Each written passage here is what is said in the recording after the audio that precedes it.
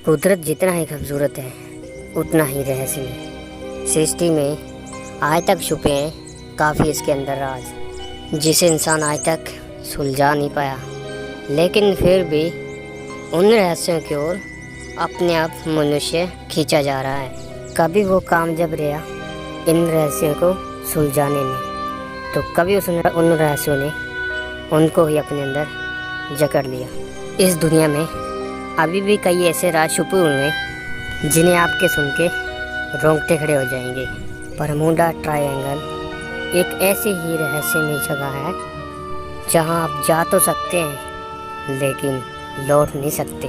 यह जगह आज तक की सबसे खतरनाक, खौफनाक और बदनाम जगहों में से एक मानी जाती है। आज मैं आपको बताऊंगा बरमूडा ट्रायंगल में होने वाले ऐसे 5 हादसों के बारे में। यहाँ पे कई इंसान, कई जहाज, कई टाइटैनिक ऐसे ही इसके अंदर समा गए। ये कुछ ऐसी कहानियाँ हैं जिन्हें सुनने के बाद शायद आपको रात में नींद न आए। बरमूडा ट्रायंगल उफ डेविल ट्रायंगल उत्तर महासागर का एक विशेष दान है। Florida, Puerto Rico and Bermuda island के बीच में स्थित है। इन तीनों को अगर एक साथ जोड़ दिया जाए तो ये एक विशाल ट्रायंगल बनाते हैं जो 5 लाख माइल्स स्क्वायर का है। ये ट्रायंगल इतना बड़ा है, इसमें आप राजस्थान, मध्य प्रदेश, पंजाब और वेस्ट बंगाल को एक साथ रख सकते हैं। ये ट्रायंगल सिर्फ आकार में बड़ा नहीं है, ये खौफ की भी दुनिया में बहुत ही बड़ा नाम हासिल किया। ऐसा कोई इंसान आपको मुश्किल ही मिले जिसको इस रहस्यमय जगह के बारे में पता ना हो। कई सालों से बरमूडा ट्रायंगल का शिकार होते आए हैं अनगिनत इंसान। अभी तक हो चुके हैं 300 जहाज, 75 एरोप्लेन एंड हजारों की संख्या में इंसान इसकी भूख में आ चुके हैं। शायद ये गिनती बहुत बड़ी है लेकिन इसके बारे में हमको नहीं पता।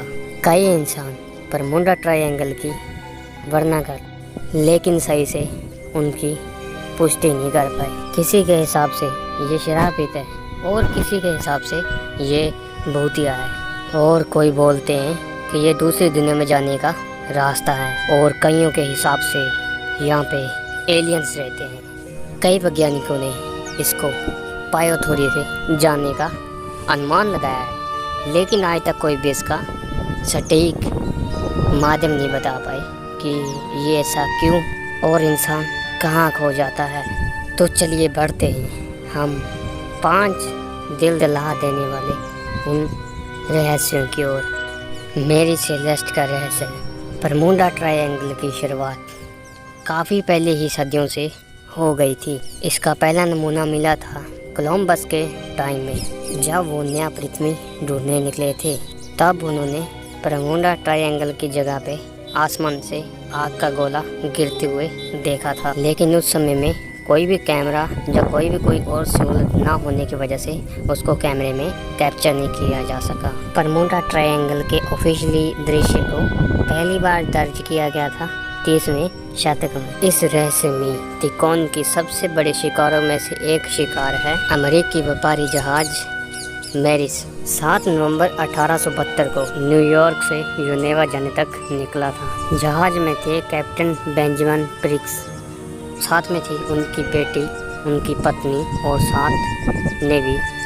उस जहाज में तब 1700 बैरल शराब थी। इन सब को चलते हुए जहाज में तकरीबन 1 महीने से ऊपर टाइम हो गया था और लग रहा था कि मामला सभी सही है और इनके साथ कुछ नहीं होने वाला, लेकिन हम वहाँ हो गए थोड़ा सा गलत, क्योंकि इनके साथ हो गया वहाँ पे थोड़ा सा बुरा।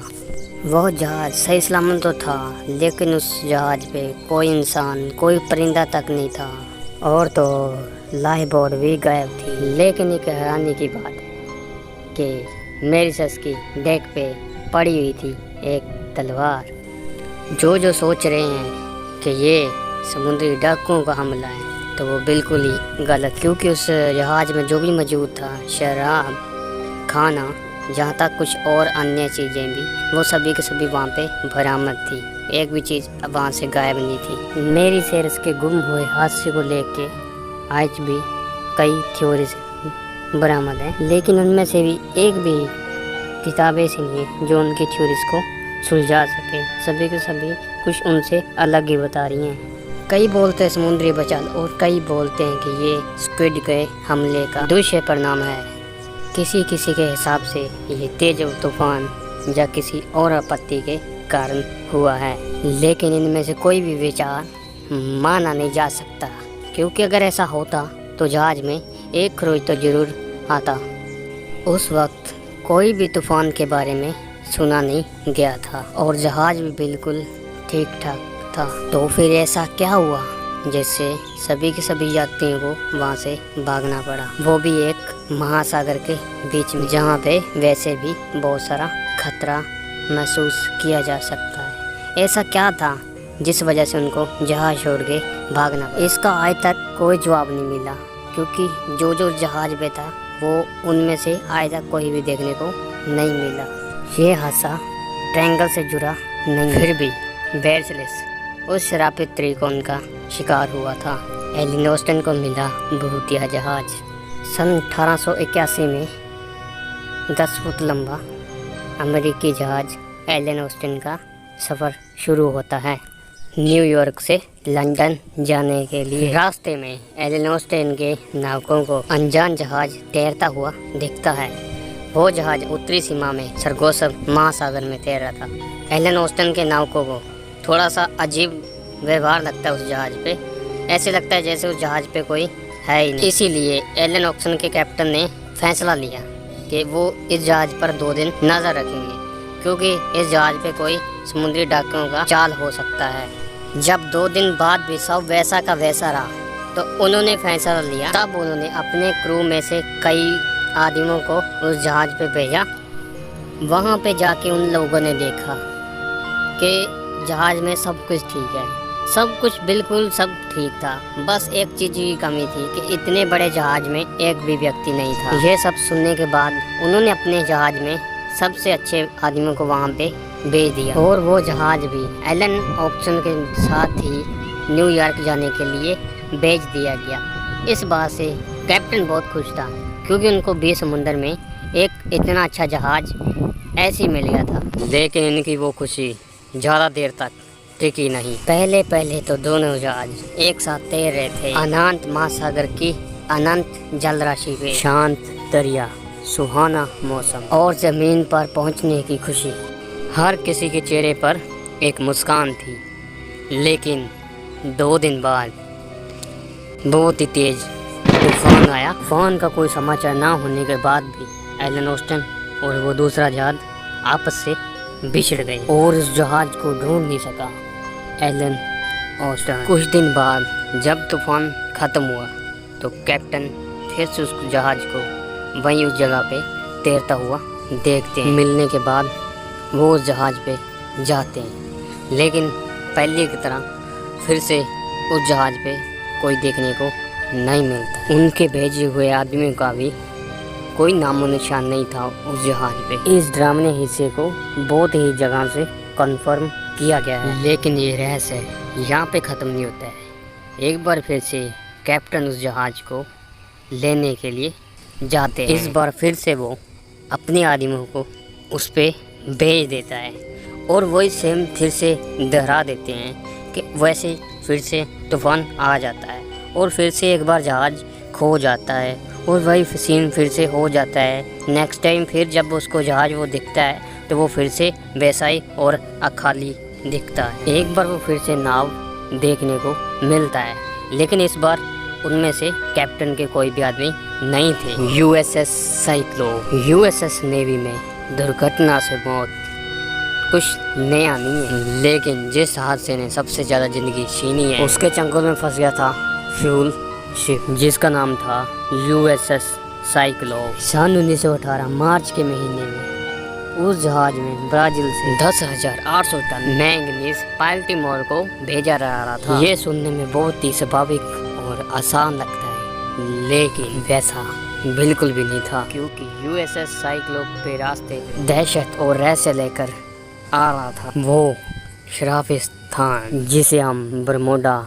ट्रायंगल के नाम से जानते हैं। यूएसएस साइक्लोन जिस दिन अपने सफ़र के लिए रवाना देता है। उस दिन आसमान साफ था, बादल कहीं पे भी नहीं थे और उनको संदेशा भी मिला था कि रास्ता पूरा क्लियर है। लेकिन वो मैसेज यूएसएस साइक्लोप से मिला, आखिरी मैसेज। लेकिन तभी वो जहाज 309 व्यक्तियों को लेकर वे समुद्र में गायब हो गया। अनोखी जादू या फिर काला जादू। लेकिन यहाँ पे बात ख़त्म नहीं होती, यहाँ से बात शुरू होती। किसी तरह का कोई संदेश नहीं मिला था यूएसएस साइक्लोप के कप्तान की तरफ से। एक डरावने रहस्य में खो गया था यूएसएस साइक्लोप। बाद में उस जगह पे हर तरह की छानबीन करने के बाद भी यूएसएस साइक्लोप की कोई भी जानकारी नहीं मिली और उसके बाद जहाज के खो जाने का भी कोई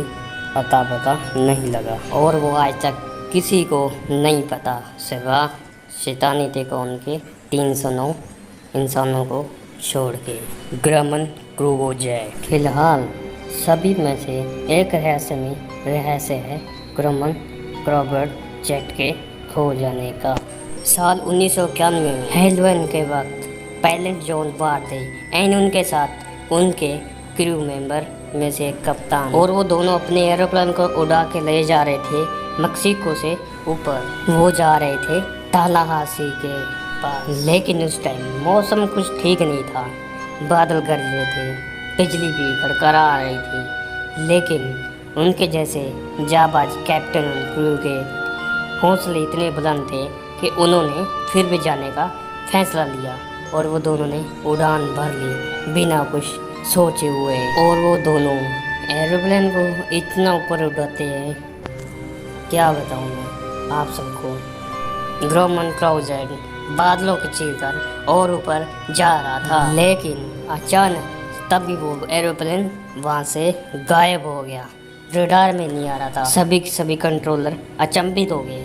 वो अपनी आंखों के सामने इस नज़ारे को देखकर अपनी आंखों पे विश्वास नहीं कर रहे थे। अभी जो प्लेन उनकी आंखों के सामने था, एक ही पल में वो गायब कैसे हो गया। वो पायलट के साथ बात कर रहे थे, लेकिन आगे से उनको कोई भी जवाब नहीं आया और एक बार फिर से वो इतिहास दोहराया गया। एरोप्लेन के गायब होने से पहले कोई भी डिस्टेंस सिग्नल नहीं दिया गया था। रोंगटे खड़े हो गए, लेकिन रहस्य तो अभी शुरू हुआ है। ग्रामन क्रूवोजेट समुद्र में गिर नहीं रहा था, बल्कि उसका उल्ट हो रहा था।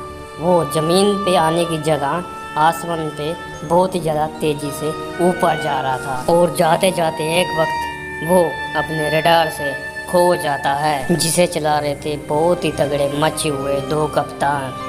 उसके बाद आज तक उस जहाज का कोई भी अता पता नहीं लगा। MU-2B श्रापित ब्रह्मोंडा ट्रायंगल में खो जाना कोई नई बात नहीं है, पर हाल ही में उसकी भूख का शिकार हुआ है एक एरोप्लेन ट्विन इंजन जिसका नाम है MU-2B। सन 2017 के 15 मई को जहाज में सफ़र कर रहे थे स्काईलाइन ग्रुप के समर्था और CEO और उनके 3 और 4 साल के 2 बेटे। वो लोग टाइटसविल फ्लोरिडा जा रहे थे और जहाज चला रहे थे पायलट एनीथन।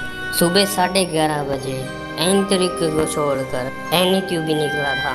मौसम बहुत ही सुहाना था, इसीलिए हवाई जहाज भी मक्खन की तरह उड़ रहा था। वो सभी फैमिली हंसकर अपना टाइम बता रही थी और कुछ ही देर में पहुंच जाते वो अपनी मंजिल पे। लेकिन वो फैमिली भूल गई थी कि ये जहाज जा रहा है एक रहस्यमय ट्रायंगल के ऊपर से, जो बेसब्री से इंतजार कर रहा था अपने न्यू शिकार का। जब वो हवाई जहाज 24,000 मील ऊपर तक पहुंचा, तभी उस जहाज का भी वही हाल हुआ जो बाकी के जहाज का होता है। ये भी एरोप्लेन गायब हो गया था अपने रडार से। मायामई के भी ट्रैफिक सिग्नल किसी भी तरह की कोई जानकारी हासिल नहीं कर पाए। उसके अगले दिन बायामा के अलोतरा लैंड के पूर्व की ओर 15 मील की दूरी पे अमेरिकी सेना को कुछ हवाई जहाज का टूटा फूटा सामग्री मिलता है। उनके हिसाब से वो सब MU-2B एरोप्लेन का ही था, पर हवाई जहाज के पायलट और वो फैमिली में से कोई भी आज तक नहीं मिला। बरमूडा ट्रायंगल के अंदर खो जाने का सिलसिला ये काफ़ी सालों से चला आ रहा है। कई वैज्ञानिकों ने इस शराफत जगह को वैज्ञानिक स्थिति में से कुछ इसको कहने की अनुमति दी। किसी ने कहा ये बड़े लहर की वजह से डूब गया जहाज। किसी ने कहा पानी के अंदर छुपे हुए पत्थर से लग के ये टकरा जाता है जहाज। कोई तो बोलते हैं उस इलाके में मीथेन गैस की होने की वजह से खो जाते हैं जहाज। इसके स्पष्टीकरण करते हुए जो बात आज तक सबसे उभर गई है वो है चुंबकीय शक्ति का बरमूडा ट्रायंगल के अंदर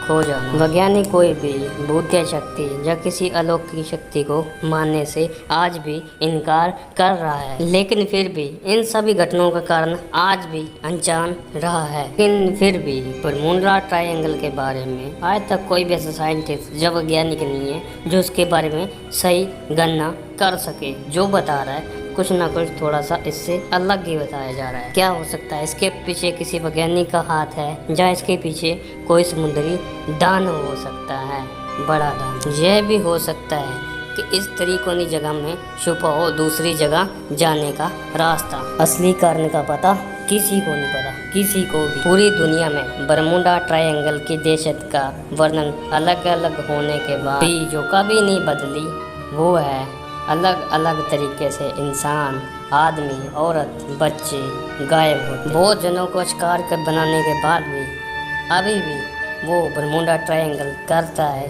किसी न किसी भटके हुए जहाज का इंतजार।